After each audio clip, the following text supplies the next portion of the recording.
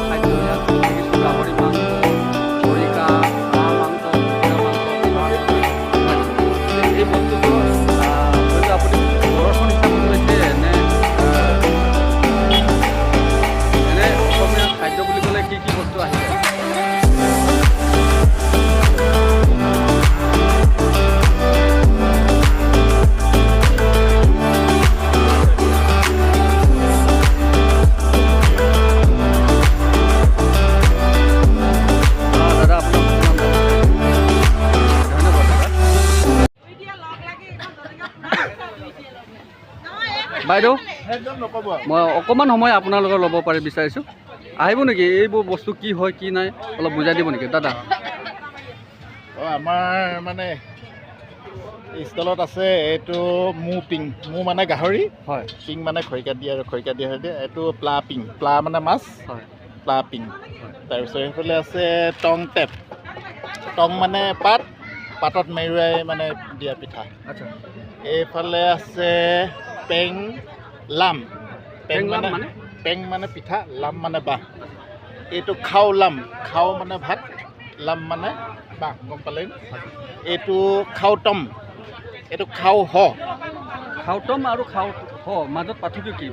এইটো খাও এইটো জেনেৰেল ভাত হয়। এইটো খাওটমটো ইয়াত মানে বৰা ভাত আছে।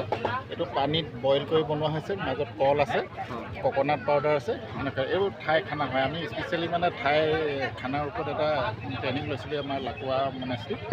লাকুৱাত এটা মানে বুদ্ধিষ্ট মনেষ্ট্ৰী আছে, ঠাই বুদ্ধিষ্ট মনেষ্ট্ৰী, ৱাটকুডাম বুলি কয়। আমি ৱাটকুডামতে ট্ৰেইনিং লৈছিলোঁ। তাৰে শ্ব' এটা কৰিবলৈ বুলি আৰু চাবলৈ বুলি মেলাখনলৈ আহিলোঁ। আকৌ চুঙা কিবা এটা দেখিছোঁ দাদা, এইখন বুজাই দিয়কচোন। চুঙা মাংস আছে, মাছো আছে, ভাতো আছে। এইবিলাক থোৱা আছে নহয়, চিম্পুল মানে খাৱলামটো আৰু এইটো পিঠাটো। এইখিনি দাদা আপোনাৰ চিম্ফৰ খাদ্য নহয়, এইখিনি ঠাই খানা হয়। ঠাই খানা আৰু মই নিজে মানে কছাৰী হয়, তাই চিংফ হয়। আচ্ছা, চিংফ হয়। এইটো লুকলাও। এতিয়া মই গোটেই কথাখিনি আহোমতে কৈছোঁ, গোটেইবোৰ চিংফ শব্দ ব্যৱহাৰ কৰা নাই। এইখিনি কি ক'লে দাদা? এইটো লুকলাও মানে হেৰি ৰহি সাঁজ, লুকলাও। নামলাও হ'লে পানী দিয়াটো নামলাও, নাম মানে পানী দিলে এইটো নামলাও হ'ব, এইটো লুকলাও হ'ব। এনে আপুনি বিক্ৰী হিচাপত হৈছে নে প্ৰদৰ্শন হিচাপত হৈছে? দুই এটা বিক্ৰী কৰিছোঁ আৰু প্ৰদৰ্শনো হৈছে। ধৰক আমাৰ পাৰ্মানেণ্ট ৰেষ্টুৰেণ্ট আছে। এনে ইয়াত বিক্ৰী বাটা যদি কৰিছে আপোনালোকে, কিমান মান বিক্ৰী হৈছে? এনে বিক্ৰী চেলিংটো কালি একেবাৰে ভাল নাই, আজি অলপ গৈছে আৰু আশা কৰি আছোঁ যাব বুলি। আৰু দাদা এই যি নেকি আৰ্টিষ্টবোৰ আহিব, এই আৰ্টিষ্ট অহাৰ আগমুহূৰ্তত কেনেকুৱা লাগিছে? বিক্ৰীবোৰ হ'ব নেকি? হ'ব বুলি আশা কৰিছোঁ। দাদা আপোনাৰ শুভ নাম? মই মাধৱ সোণোৱাল। ধন্যবাদ দাদা। এয়া আছিল আমাৰ অসমৰ থলুৱা খাদ্যৰ বিষয়ে আপোনালোকক